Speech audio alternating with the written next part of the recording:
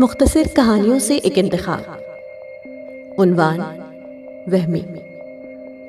तहरीर सैयद माजिद शाह। तुमने गौर नहीं किया माजिद, उसने अपनी बड़ी बड़ी आंखों को इतना फैला लिया कि चांद तारे भी उसमें समा जाते तो लाखों नूरी साल का फासला रह जाता।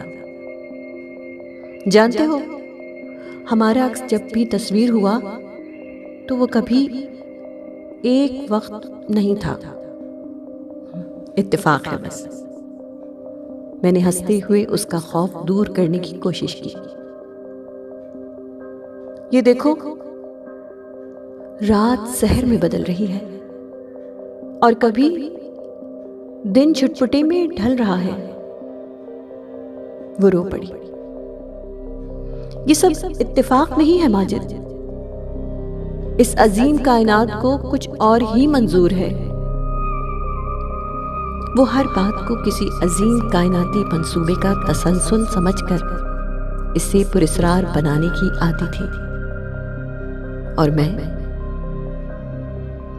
मैं आज भी उसकी जुदाई को एक इत्तेफाकी वाकया समझता हूं।